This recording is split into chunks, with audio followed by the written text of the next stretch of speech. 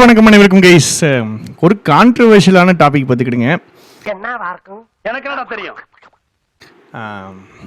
Grammar வந்து தேவையா தேவையில்லையா, படிக்கலாமா படிக்கக்கூடாதா, இதுதான் இந்த டாப்பிக்கு. ஸோ பார்த்தீங்கன்னா என்னுடைய பெர்ஸ்பெக்டிவ் சொல்கிறேன். இது என்னோட பெர்ஸ்பெக்டிவ். ஸ்டூடெண்ட்ஸ் உடைய ஜட்ஜ்மெண்ட்டில் எங்கே இதில் மிஸ்டேக் வரும் அப்படிங்கிறத நான் சொல்கிறேன். சரியா? ஃபஸ்ட்டு விஷயம், மற்ற சப்ஜெக்ட் கூட சரிங்க, இங்கிலீஷில் ஒரு பிரச்சனை இருக்குது. என்னென்னா எல்லாருமே ஒரே இடத்துல ஸ்டார்ட் பண்ணுறது கிடையாது. சரியா? ஸ்டூடெண்ட்ஸ் எப்போயுமே நான் 3 பிடிப்பேன். 4 வகைப்படும். ஒன்று தமிழ் மீடியம். இந்த தமிழ் மீடியம் ஸ்டூடெண்ட்ஸ்க்கு வந்துட்டு இங்கிலீஷ் ஒரு பிரச்சனையாக தான் இருக்கும்.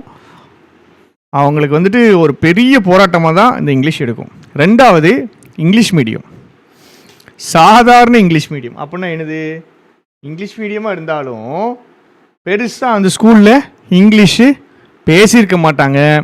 ஸோ ஒரு நார்மல் இங்கிலீஷ் மீடியம் ஸ்கூல், உங்களுக்கு தெரியும் நம்ம மெஜாரிட்டி நம்ம ஆட்கள் வந்துட்டு நார்மல் இங்கிலீஷ் மீடியம் ஸ்கூல் தான். ஸோ ஸ்கூலில் இங்கிலீஷில் அவங்களும் பேசியிருக்க மாட்டாங்க, ஸ்டாஃபும் பேசியிருக்க மாட்டாங்க, யாருமே இங்கிலீஷ் பேசியிருக்க மாட்டாங்க. It's so embarrassing. சரியா? அப்படி பேசாததுனால அவங்களுக்கு வந்து இங்கிலீஷ் ஒரு பிரச்சனையாகவே இருக்கும். அந்தளவுக்கு ஒரு பிரச்சனையாக இருக்காது, பட் ஒரு பிரச்சனையாக இருக்கும். மூணாவது தான் இந்த நல்ல English medium school, convent English boys. அவனுங்க பார்த்தீங்கன்னா இங்கிலீஷ் படிக்கவே மாட்டானுங்க, தொடவே மாட்டானுங்க. ப்ரிலிம்ஸில் 25 எடுப்பானுங்க. சரியா? ஸோ ஃபஸ்ட்டு நீங்கள் அட்வைஸ் கேட்குறதுக்கு முன்னாடி, நீங்கள் அட்வைஸ் கொடுக்கறதுக்கு முன்னாடி கிராமர் படிக்கலாமா படிக்கக்கூடாதா அப்படிங்கிற அந்த விஷயத்தில் ஸ்பெசிஃபிக்காக அட்வைஸ் கொடுக்குறதுக்கு முன்னாடி எந்த கேட்டகரி, நீங்கள் எந்த கேட்டகரியில் இருக்கிறவனுக்கு அட்வைஸ் கொடுக்குறீங்கன்றதை நீங்கள் பார்க்கணும். இதை நான் கண்டுபிடிக்கவே எனக்கு 4-5 வருஷம் ஆகிட்டுடா. இதுதான் உண்மை. சரிங்களா? என்ன ஆகும் தெரியுமா, என்ன நடக்குதுன்னு நான் சொல்கிறேன். திடீர்னு சில பேர் எவனோ ஒருத்தன் கிளப்பி விட்டு போயிடுறேன். இது மூவி சீரியல்ஸ்லாம் பார்த்தீங்கன்னா செம்மையாக இங்கிலீஷ் வந்துடும் ப்ரோ. இப்போ நான்லாம் பார்த்தீங்கன்னா I cleared SBI clerk because of my movies. அப்புறம் இந்த வெப் சீரிஸ்லாம் பார்த்தீங்கன்னா இந்த வெப் சீரிஸ் எல்லாம் அவ்வளோ இங்கிலீஷ் வந்துட்டு வருது. இந்த கிராமர் படிங்க அப்படின்லாம் சில பேர் திரிவாங்க. அவங்க பேச்செலாம் நீங்கள் கேட்காதீங்க, ஒன்லி வெப் சீரிஸ் மட்டும் பாருங்கள், அதுலேயே உங்களுக்கு இங்கிலீஷ் அப்படியே பிக்கப் ஆகி வந்துடும் அப்படின்ட்டு சொல்கிற நபர்கள் உண்டு.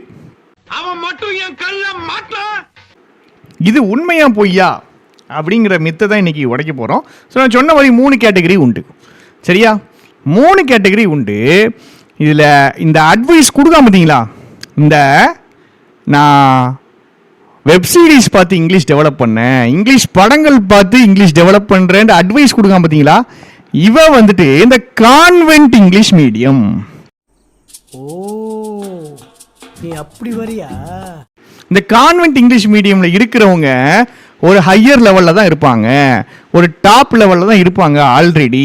ஸோ அவங்களுக்கு ஒரு டச்சில் இருந்தால் கூட போதும், ஒரு இங்கிலீஷில் ரீடிங்கோ ரைட்டிங்கோ இருந்தாலே போதும், அவன் என்ன பண்ணிடுவான், அண்டர்ஸ்டாண்டிங்கை வச்சே எல்லா கொஸ்டினையும் அப்ரோச் பண்ணுவாங்க. அண்டர்ஸ்டாண்டிங்கை வச்சே அப்ரோச் பண்ணி அதை வச்சே ஸ்கோர் பண்ணிக்கிட்டே இருப்பாங்க. கிராமர் தேவையே இல்லை அப்படின்பாங்க, எனக்கு கிராமரே வேண்டாம் அப்படின்பாங்க, நான் கிராமரே இல்லாமல் பாஸ் ஆகிட்டேன்னு சொல்லுவாங்க. Very good. ஆனால் அது எனக்கு புரியல. இப்போ இந்த கேட்டகரி இருக்காங்க பார்த்தீங்களா, இந்த 3வது கேட்டகரி, இந்த மாதிரி ஸ்டூடெண்ட்ஸை நான் பார்த்துருக்கேன், நம்ம கிளாஸில் இருந்திருக்காங்க. இந்த கேட்டகரி மட்டும், இந்த கேட்டகரி ரொம்ப கம்மி, இந்த கேட்டகரி ஒரு 10% ஆஃப் ஸ்டூடெண்ட்ஸ் இருப்பானுங்க. இந்த கேட்டகரி ஆஃப் ஸ்டூடெண்ட்ஸ் மட்டும் கிராமர் இல்லைன்னா தப்பிச்சிடலாம். ஸோ பேசிக்காக இந்த வீடியோவே கிராமர் இல்லைன்னா பாஸ் ஆகிடலாமா அப்படிங்கிற கேள்வியை பதில் சொல்கிறது தான். இந்த சின்ன பர்சன்டேஜ் இருக்கானுங்க பார்த்தீங்களா, இந்த கான்வென்ட் இங்கிலீஷ் மீடியமில் படித்தவனுங்க ப்ரிலிம்ஸில் 25க்கு கீழே எனக்கு குறையாது சார்பானுங்க. நீ கான்வென்ட் இங்கிலீஷ் மீடியமாக இல்லையான்னு செக் பண்ணுறதுக்கு இதுதான் பாயிண்ட்டு. ப்ரிலிம்ஸில் உங்களுக்கு 25 கீழே குறையவே கிடையாது. 30 கொஸ்டின் நீங்கள் போட்டுருவீங்க. மெயின்ஸில் அதே கதை, கிளர்க்கு மெயின்ஸ்னா 25 எடுத்துவீங்க, RRB கிளர்க்கு மெயின்ஸ்னா 30 போட்டுருவீங்க, PO மெயின்ஸ்னா 25 தாண்டிடுவீங்க. ஸோ மெயின்ஸில் 25 தாண்டிடுவேன், ப்ரிலிம்ஸ்லையும் நான் 25+ ஈஸியாக எடுத்துருவேன். அப்படின்னா நீங்கள் கான்வென்ட் இங்கிலீஷ் மீடியம். இந்த கான்வென்ட் இங்கிலீஷ் மீடியமில் படித்தவன் என்ன பண்ணிடுறான் அப்படின்னா, அவன் வந்து கிராமர் படிக்கல, அவனுக்கு நல்ல ஒரு ரீடிங் பேஸ் இருக்குது, அவனுக்கு சென்டென்ஸ் நல்லா அண்டர்ஸ்டாண்ட் ஆகுது. எப்படின்னு எக்ஸ்பிளைன் பண்ண தெரியாது அவனுக்கு. ஆனால் நல்லா அண்டர்ஸ்டாண்ட் ஆகுறதுனால அவன் என்ன பண்ணிடுவான்னா, நேராக போயிட்டு ஒருத்தன்ட்ட போயிட்டு கிராமர்லாம் படிக்காதீங்க அப்படின்னு சொல்லிடுவான். இவன் யார்கிட்ட போய் சொல்கிறான் தெரியுமா? இந்த தமிழ் மீடியம் படிச்சுட்டு இந்த அரைகுறை இங்கிலீஷ் மீடியமில் படித்த அந்த ஸ்டூடெண்ட்டை போய் சொல்கிறான். இதுதான் பிரச்சனை. அப்ப புரியல, இப்ப புரியுது, இப்ப புரியுது. இதான் பிரச்சனை. நான் சொல்கிறேங்க, நான் வந்துட்டு கிளாஸ் எடுக்கிறதுக்கு முன்னாடி இல்லை இந்த அளவுக்கு டீட்டெயில்டாக கிளாஸ் எடுக்கிறதுக்கு முன்னாடி நான் ரீடிங் வச்சு ஃபுல்லாக போடுவேனே. எனக்கு நல்ல ரீடிங் வருமே, சூப்பராக ரீடிங் வரும். நான் எங்கள் அம்மா வந்து லைப்ரரியன், சின்ன வயசுலேருந்து புக் வச்சுருக்கேன். அதனால் ரீடிங் வந்து பக்காவாக வரும். ஸ்கூல் அந்தளவுக்கு பிரம்மாண்டமான ஸ்கூல் கிடையாது, பட் ஓகேயான ஸ்கூல் தான். ரீடிங் எனக்கு செம்மையாக வரும். என்றைக்குமே இங்கிலீஷை ஸ்கூல்லே நான் டாப்பாக தான் இருந்திருக்கேன். நானே சொல்கிறேன், நீங்கள் இந்த கான்வென்ட் இங்கிலீஷ் மீடியம் குரூப்பில் ஒரு குரூப் வைக்கிங்களே, அதில் இருக்கிற ஒரு ஆள் நானும் தான். நானே சொல்கிறேன், அந்த மைனாரிட்டி மட்டும் கிராமர் இல்லாமல் பாஸ் ஆக வாய்ப்பு இருக்கிறது. சரி, அவனும் 100% கிராமர்லாம் பாஸ் ஆகிடுவான் அப்படின்னு சொல்லலை. அவன் வந்துட்டு கிராமர் இல்லாமல் பாஸ் ஆக கண்டிப்பாக ஒரு வாய்ப்பு இருக்குது. ஆனால் இந்த மீதி 2 குரூப் இருக்குது பார்த்தீங்களா, இந்த தமிழ் மீடியமில் படித்தவங்க, இந்த சாதாரண இங்கிலீஷ் மீடியமில் படித்தவங்க, அவங்க 100% கிராமர் படிக்கணும். சரி, இங்கிலீஷ்லன்ட்டு இல்லை, எந்த மொழினாலும் அதில் 3 பார்ட் இருக்குது. Grammar, vocabs and sentence understanding. Note பண்ணுங்கப்பா, பின்றாம்பா. Grammar, vocabs and sentence understanding, இந்த 3 பார்ட்டுமே உங்களுக்கு தேவைப்படும். நீங்கள் சொன்ன இந்த 10% சொன்னல, இந்த கான்வென்ட் இங்கிலீஷ் மீடியம், அவன்டெல்லாம் பாருங்க 2 கொஸ்டின் அவனுக்கு தெரியாது. அவனெல்லாம் விட்டுட்டு தான் வருவான். இவன் இந்த கான்வென்ட் இங்கிலீஷ் மீடியம் இருக்கான்ல, இவன் ஸ்கோர் அழகாக 35-40 வரைக்கும் ஏற்றலாம்.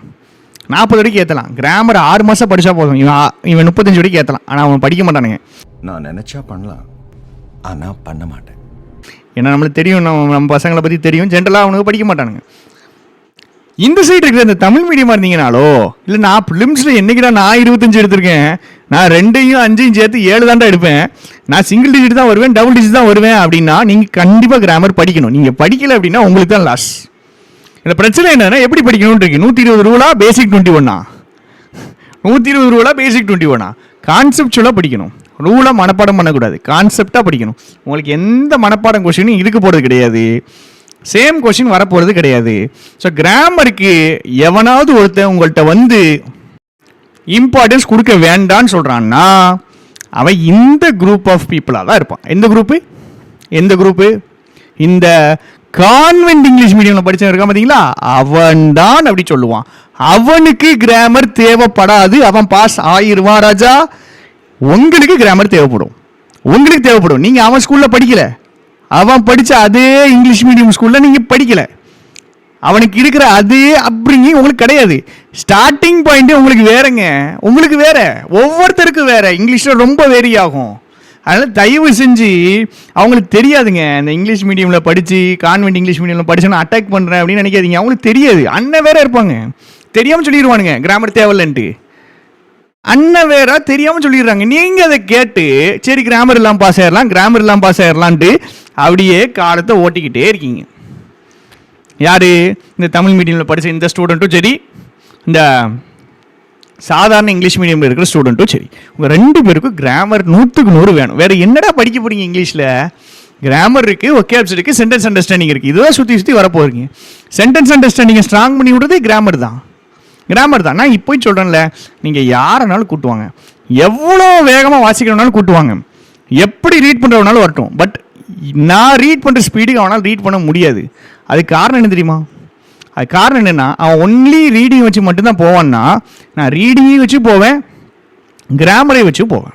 அதாவது வைத்தறிச்சலாக இருக்குது எனக்கு. சில ஸ்டாஃபே வந்துட்டு என்ன சொல்கிறாங்கன்னா, கிராமருக்கு முக்கியத்துவம் கொடுக்காதீங்க, அப்படியே வாட்ஸ்அ ஃப்ளோலே அப்படியே போடுங்க, அப்படி வாசித்தாலே அது வந்துட்டு இதில் ஒரு மாதிரி தெரியும், இது தப்பாக தெரியும், அதுதான் எரரு. நான் அவங்களையுமே குறைய சொல்லலை, அவங்களுமே இந்த கான்வென்ட் இங்கிலீஷ் மீடியம் பேக்ரவுண்டு. அதுதான் பிரச்சனை.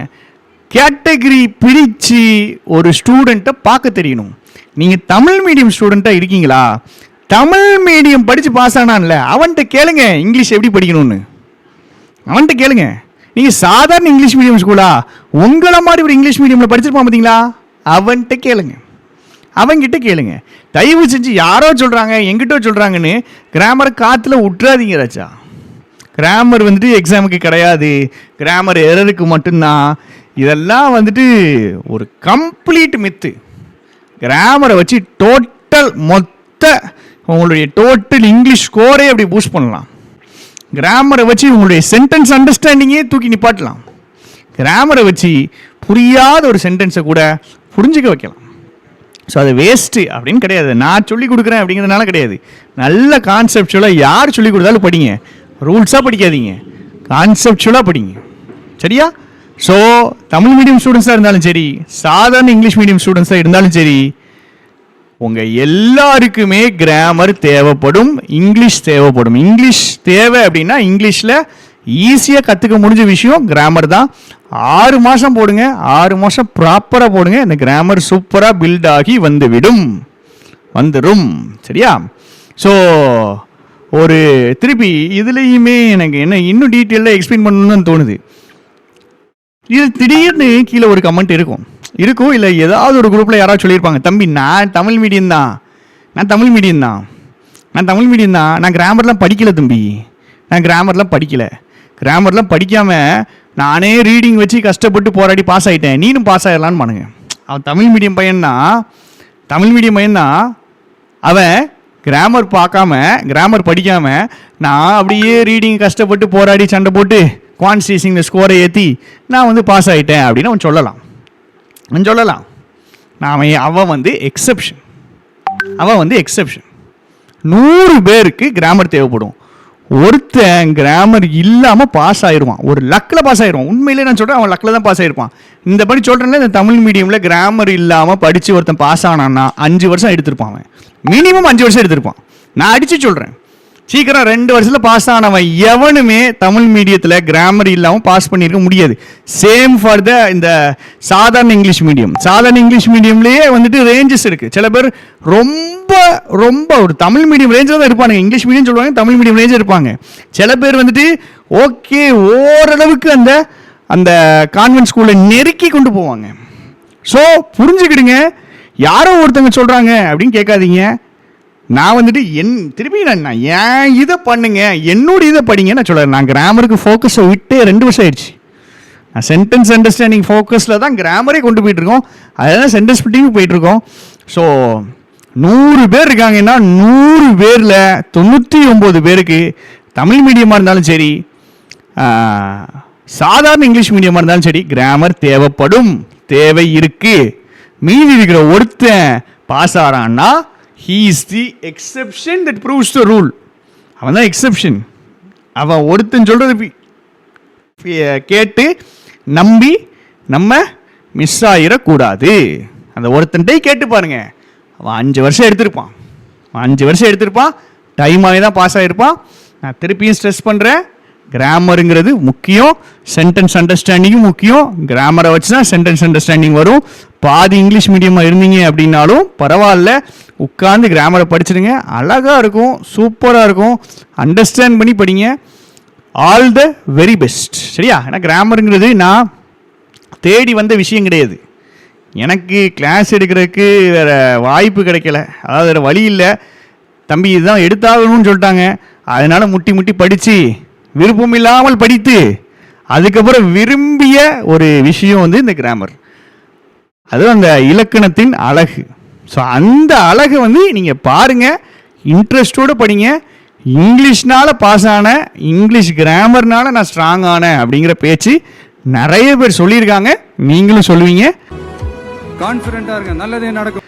Tata, bye bye, see you. Class இந்த வீடியோ எப்படி இருந்துச்சுன்னு கமெண்ட்டு போடுங்க. மறக்காம சர்ப்ரைஸ் பண்ணுங்க. தேங்க்யூ.